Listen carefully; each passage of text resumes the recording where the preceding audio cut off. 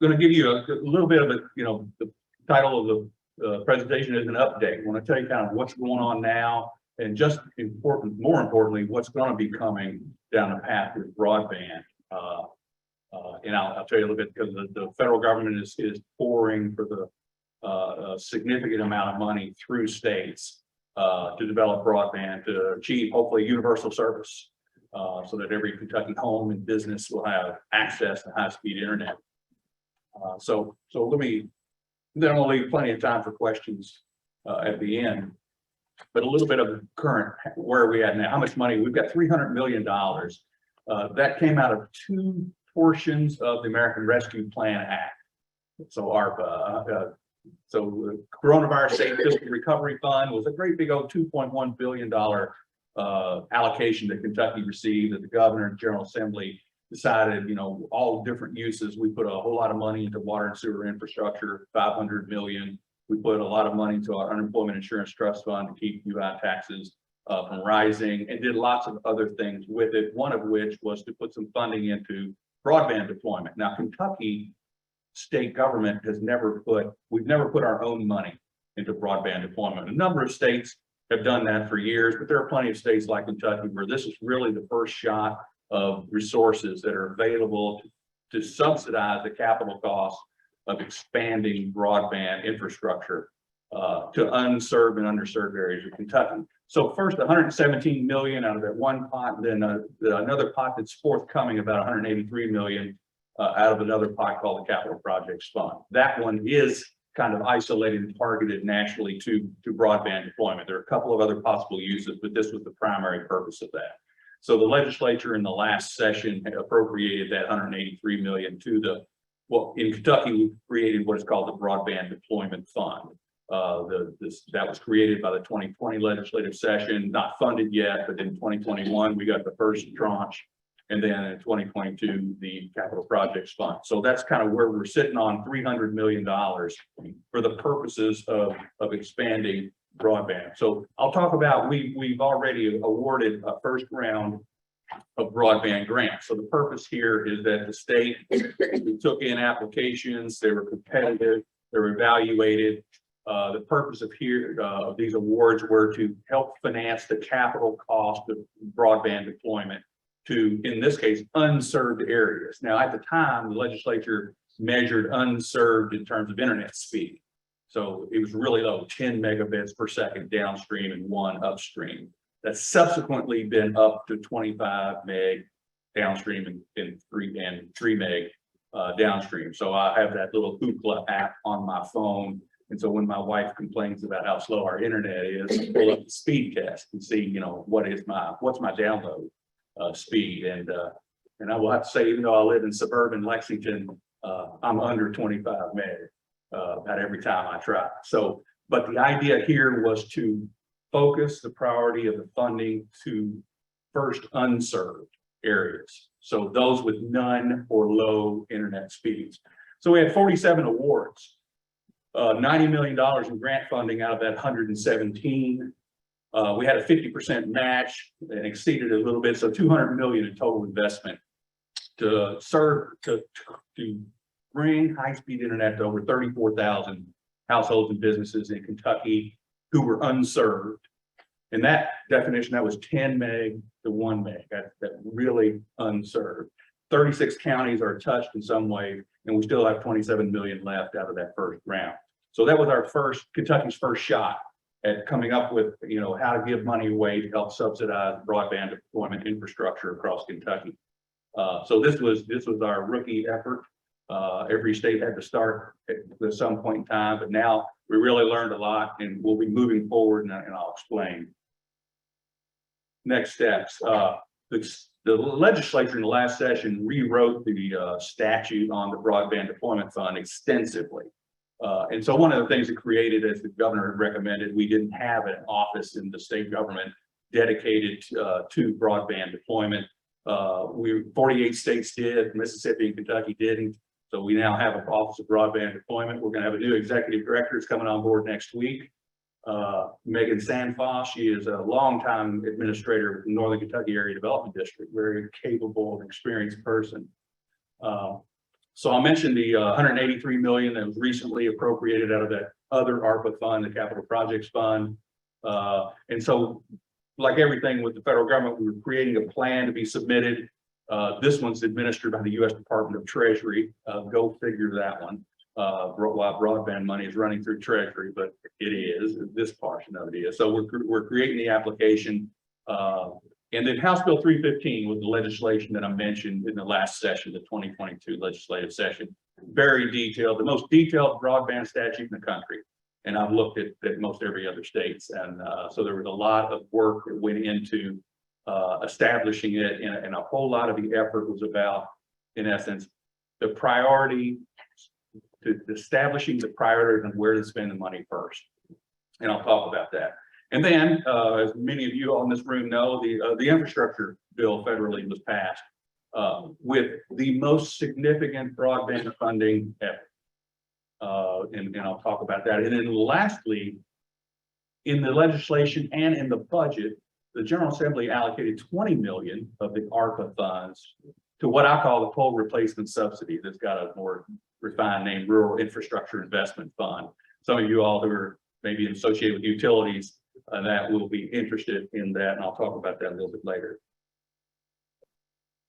So we've got our new executive director. We're starting up a broad set of responsibilities in the statute of this office, basically to be a single point of contact in Kentucky state government for broadband. But the most important element is we're going to give money away to help extend broadband to unserved and underserved areas of Kentucky. That's its most important function. It will do many of these other things. We're required to create a strategic plan. The federal government in the infrastructure bill requires us to put together a 5-year action plan in order to access those funds.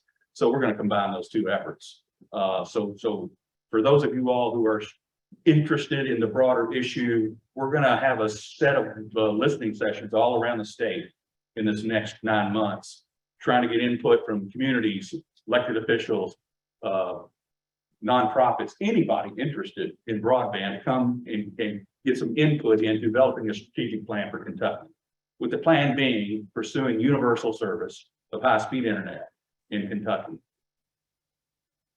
We're going to maintain statewide data and statistics. In the world of broadband. That means a map.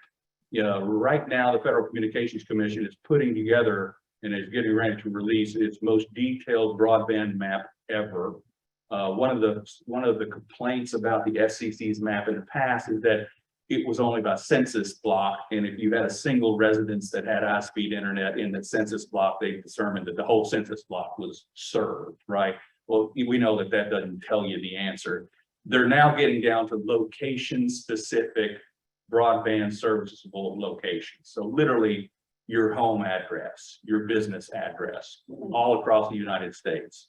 The first map they're putting out is what they call literally the serviceable location. So think of it as a map of everybody's home and business.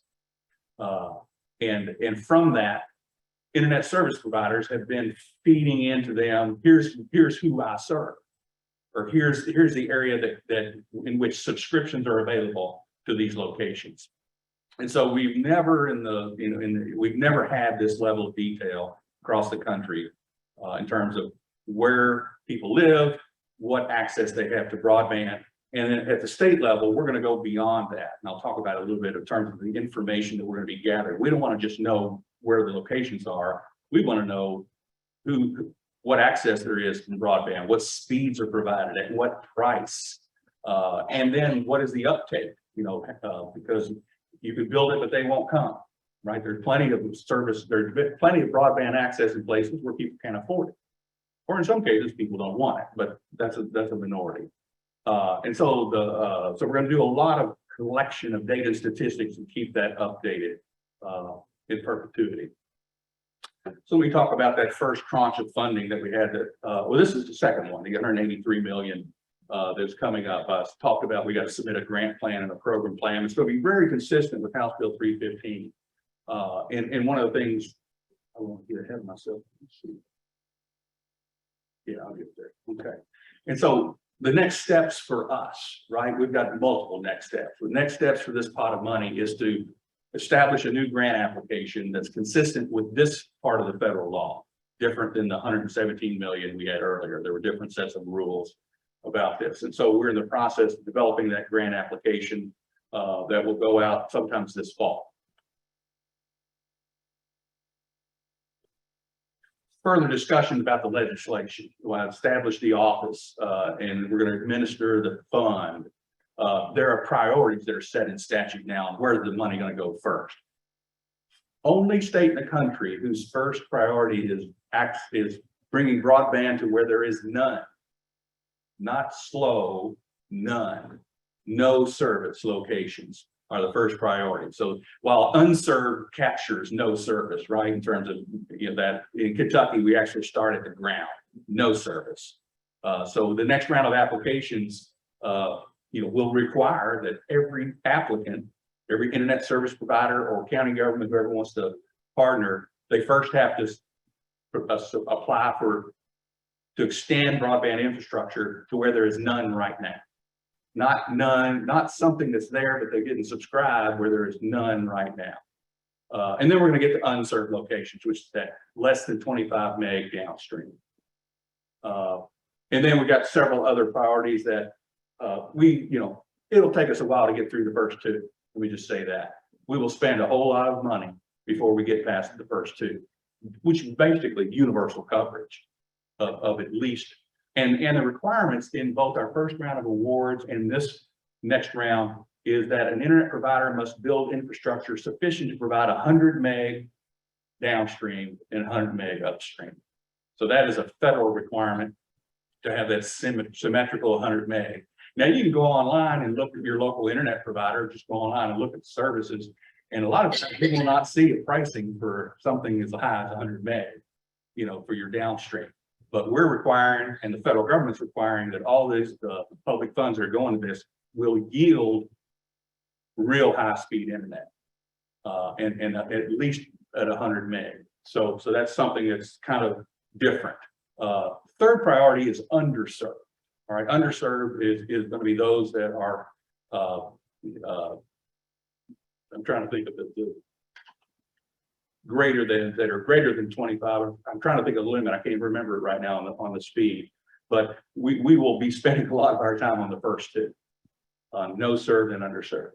One of the things they don't want us to duplicate. The federal government's been putting some money into broadband for years now in various forms. And so any applicant who's already got federal dollars to build infrastructure for broadband in a service area, they can't double dip with these funds. So let's talk about the infrastructure bill.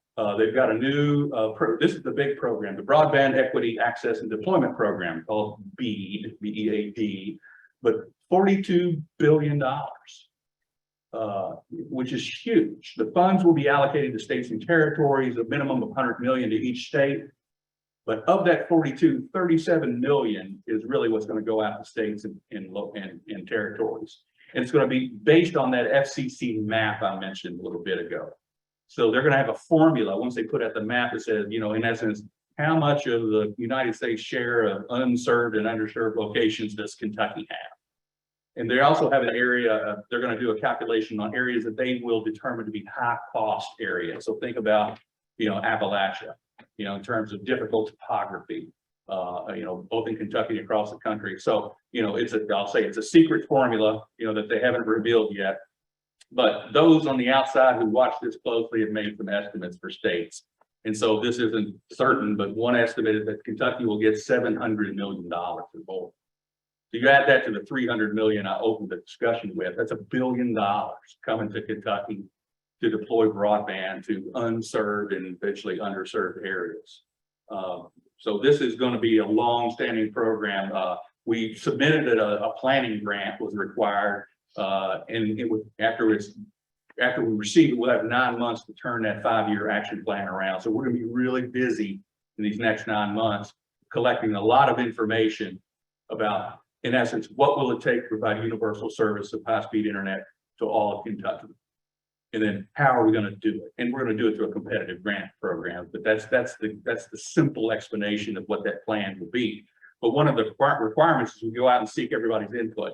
Every community, I spoke to the local issues conference here a couple of weeks ago with all of the counties and city governments here. And I told them, who were sitting in a room, obviously we depend upon the internet providers to get this done, right? Who's going to do it? Well, those who do internet.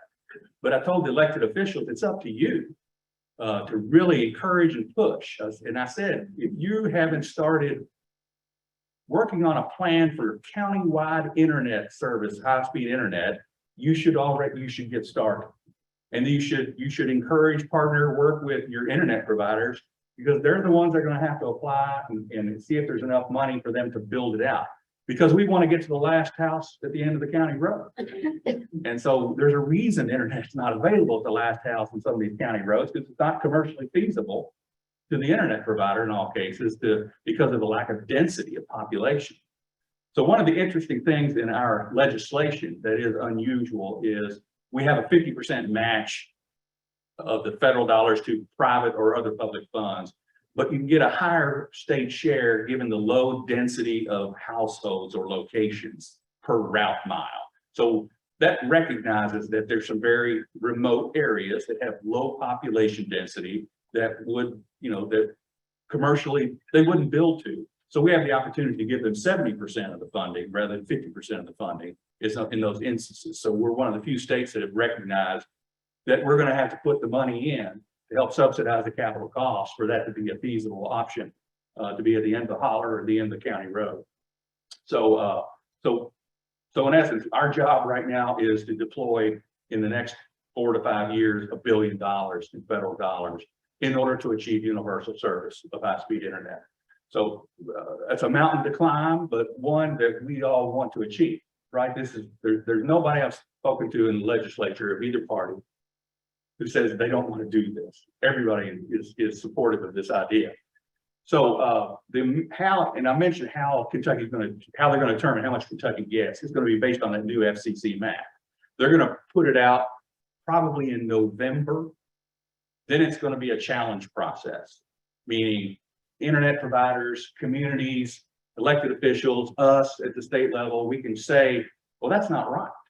You say there's access to the high-speed internet here, and we know there isn't, right? I know my neighbor down the road, it's not available. So we're going to be working with community leaders and other participants to make sure that we can challenge this map, because the more unserved locations there are for Kentucky, the higher the share of the pot we get. But we want it to be accurate. And so that's going to be an effort that we've never undertaken before. So we expect that at some point in time in 2023, after that challenge of the FCC map occurs, is when they'll finally stick a pin in the ground and say, here's the allocation of how much each state's going to get. And you're not going to get it all at once, but at least it'll set the bar on how much we know we have to work with. There's another related area with the infrastructure bill around broadband. It's called digital equity. And it's attempting to recognize that there are locations and populations in our state and our country that do not have access to broadband. Well, we're covering that, right, through the infrastructure money, but who have the devices, or then more importantly, the skills.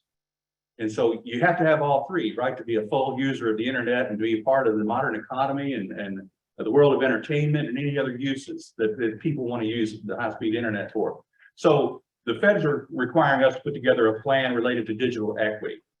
And so that's a separate grant that we're going to get, whose purpose is we're going to do the same thing. We're going to do a lot of data collection around the state.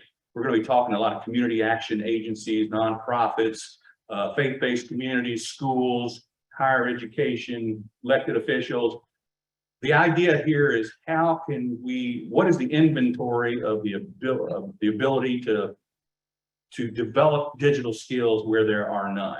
We all know that when the internet kind of rose up, our libraries stepped up. It was often that you'd go to your library if you didn't know how to turn it on, if you didn't know how to connect to the internet, if you wanted to apply for a job, if you wanted to do anything with that, oftentimes the libraries would be a place where they come. So we're going to try to inventory, and there are other places that do that for whether it's senior citizens, people with very low income or low education, where do they go and get help to learn how to do that. The internet providers do some of this themselves. And so part of this is just recognizing that we want not just universal access, but we're hoping for universal usage and the ability to use them. So access, devices, skills. And so that plan has to be interwoven with that other 5-year action plan I mentioned on the deployment of broadband infrastructure. So a new subject for us as a statewide to determine where do we do it, where do we not do it, where is the need, how do you address it.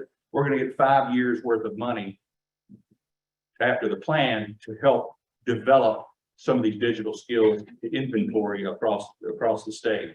So, you know, really interesting effort. We've asked our Education and Labor Cabinet to be the lead on this within Kentucky State government.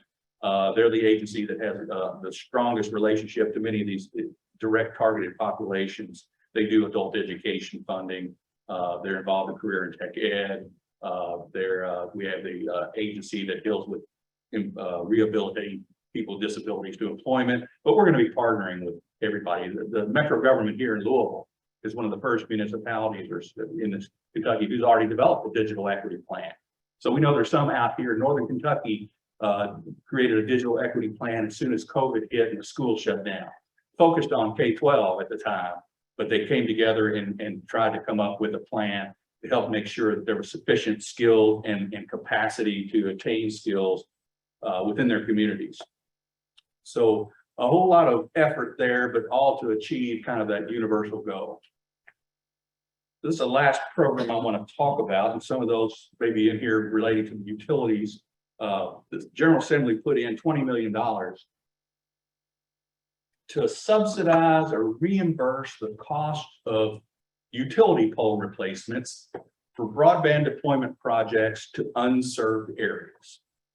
All right, so if there is an internet service provider who is building out broadband infrastructure to unserved locations, and right, they do pole attachment agreements with utility pole owners, and there's a cost to that, right? They come and they make an assessment, and there's a utility pole that needs to be replaced, and so the cost of that are burdened onto the internet service provider in a fair way. And this is a pot of money that lowers that cost. It reimburses them for up to $5,000 per pole, or 50% of the cost, whichever is less. It's a first come, first served pot of money. We'll keep the application process open till we run out of $20 million. We put that application out September 1. One of the things I did is we have an agency in state government called the Kentucky Communications Network Authority, or otherwise known as Kentucky Wired, because we built a broadband network for state government uses. And so they gave me the list of email addresses of pole owners they were aware of. So if you're a pole owner in here and you didn't get an email on September 1 after the meeting, you know, give me your card or your email address, and we'll make sure we get it to you, because we wanted the pole owners to be aware that people are going to be, you're already working with internet service providers for pole attachments. Well, we wanted you to be knowledgeable about what was going on, because you have a role there in terms of the documentation about that. So I have run out of information right now, but wanted to give you we're in the early stage here in Kentucky. I've told these county judge executives and these mayors, if you haven't started on a plan, it's not too late. We're going to have 5 years of money here, you know, about $1 billion, and you've got some time now to get started. In that first round of awards I mentioned, where we put out about $90 million, it was really interesting. About half of the applications had fiscal court money in them as part of the match, which is really reflective of the community support and the priority that those fiscal courts held in terms of, you know, having broadband. So we had a number of projects that will achieve countywide universal access, meaning every location in that county who was previously unserved is planned to be served. So that was really good to see. It wasn't just a hodgepodge of the extending the route mile just a few more miles. It was truly a plan that attempted to address every single home, every business who was previously unserved. So hoping to see more of that as we move down the pipe in terms of being able to deliver. Because one of the things that this is somewhat of a bet that the United States is doing, unlike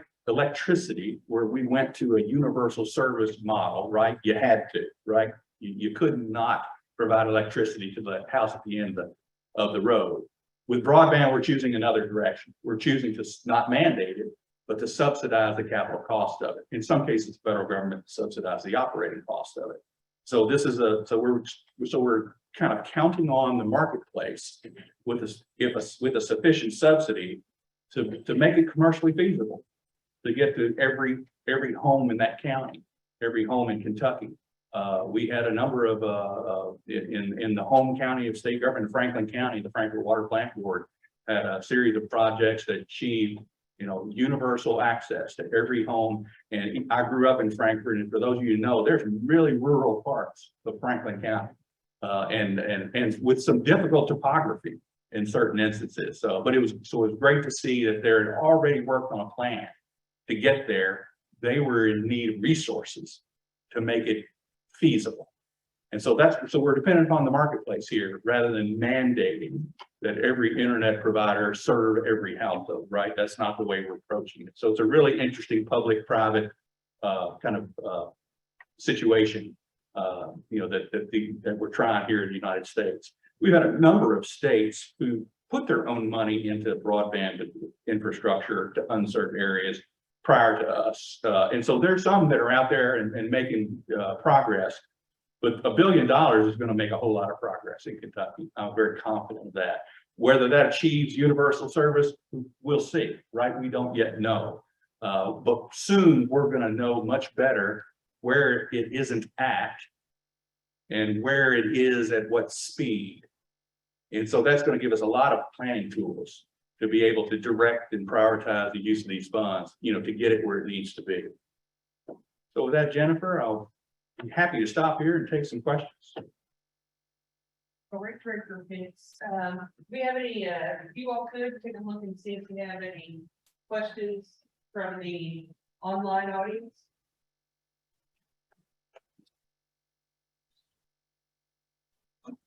We have one.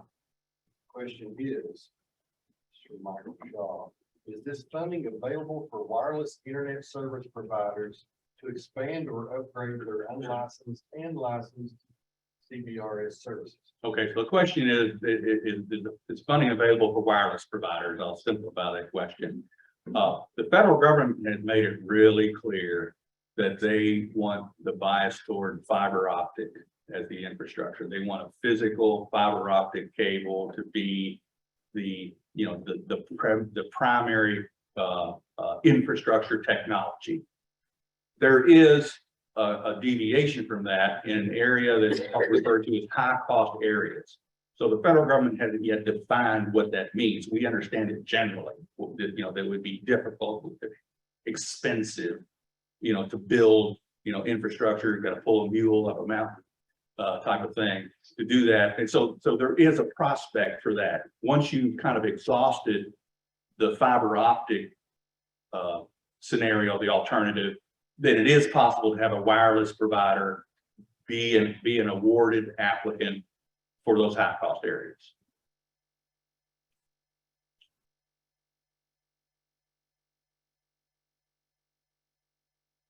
Any questions in the room?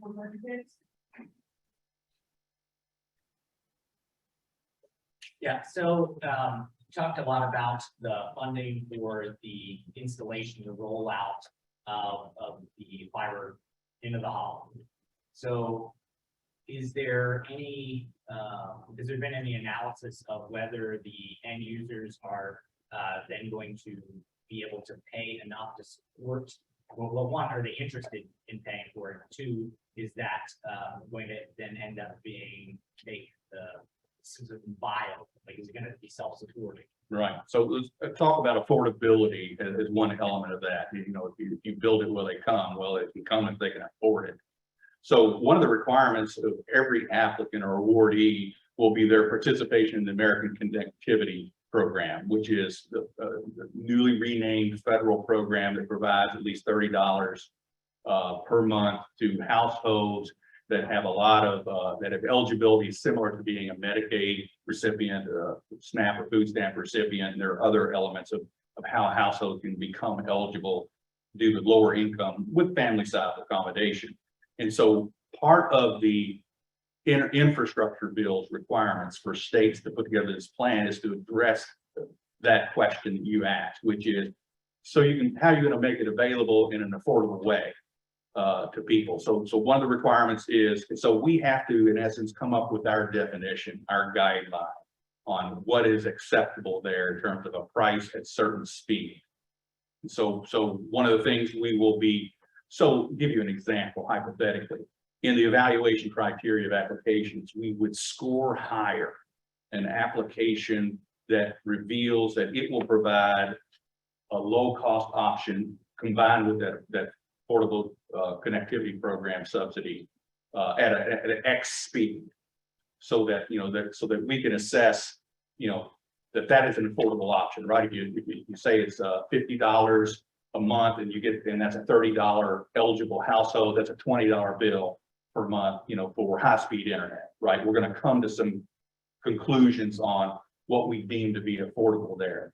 And the infrastructure legislation really kind of presses states to prioritize, not just access, but affordability. So that's something we're going to wrestle with. It's an issue that is real. But I will say there's a lot of internet providers who have already signed up for not only that $30 subsidy, they've signed up for a White House instituted program that a lot of internet providers have joined that kind of says, I will provide, a good speed at a very low price as an option in their tier of options that you can purchase. So in some ways the market, they're doing it themselves. In other ways, the federal government is subsidizing. And in a third way, we're going to prioritize funding to the areas that have an affordable high-speed internet option. Yes. Are you seeing many of these internet providers come to the table to be the catalyst for these plans? It seems like they're the ones that are driving that pump and want to sign up for more rivers and streams to drive it on.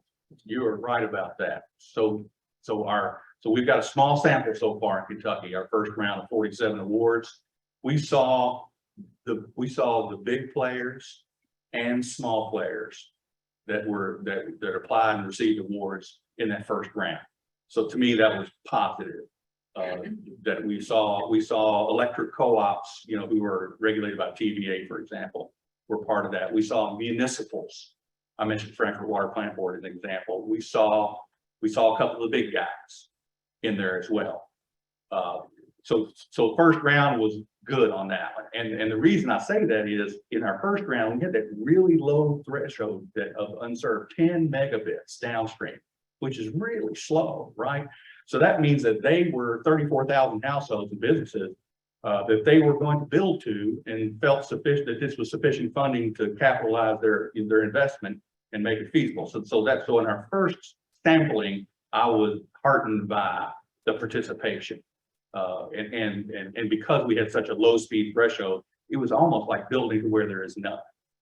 And so that was a good evidence. Secondly, the legislature has passed a couple of provisions, one in that House Bill 315 I mentioned, that I'll say makes a gateway for electric co-ops in Kentucky who are regulated by the Public Service Commission to affiliate with, financially back, or participate as an internet service provider, right? And so that has been something that has been a barrier to their entry into this business, right? Because the PSC is looking for the effect on their capacity and their rates for providing electricity, right? And they want to be sure over here that if they get into the broadband business, it doesn't interfere or disrupt, the rates or the provision of electricity over here. So in Kentucky, we've just now begun having Public Service Commission regulated electric co-ops be able to participate as an internet service provider, because we have got holes in the middle of our state where there is really no other providers who have been in there, like you were mentioning. And there is some hope that the electric co-ops will help fill some of those holes. But I will say that, you know, in this first round, it was better than I expected, because we knew that we were basically asking them to build to where there was none. And we got a lot of players that did that. I think we had 13 different providers in those 47 grant awards, in those 36 counties. So when I talk to my peers nationally, anyway, first let me just say, why is the state budget director up here talking about broadband? Because we didn't have an office of broadband, and Governor Bashir last fall said, you get this one, and until we get this office up. So that's why I'm here talking to you today. But as I've spoken with the broadband leaders across other states, I'm hearing a similar story, which is there's a greater, because of this just national push, there's a greater, I'll say, level of participation expected, where there was none before. So I'll take that as a good start. But you're right. You know, we're all dependent upon the internet providers to get there for us. And the question is, are we giving them enough money to make it worth their while?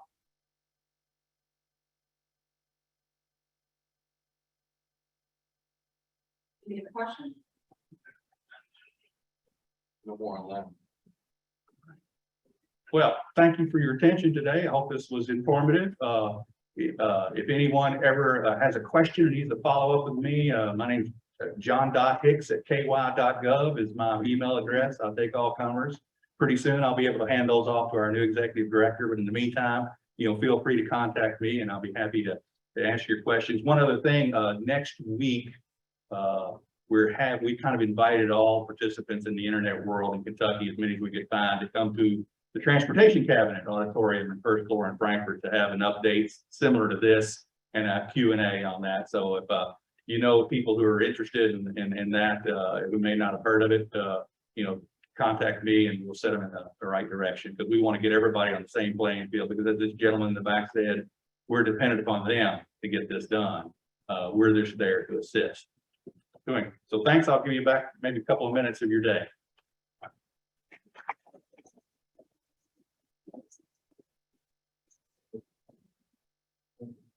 Everyone, please remember to fill out your evaluation. We'll be back in 10 minutes or so for utility permitting process.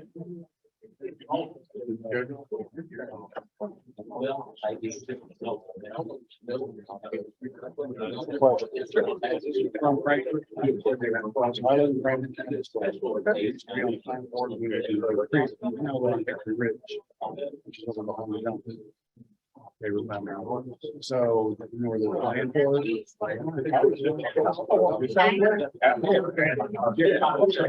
are behind that. So we're on the west, we go down the hill behind our house. Yeah. You go a little north of Shelby County, so right there now. Yeah. So we have no sort of, the planning board says they're supposed to have us on the list. Well, I wish it could have gone, because right now we're debating. First got it was decent. It's okay. We had, first got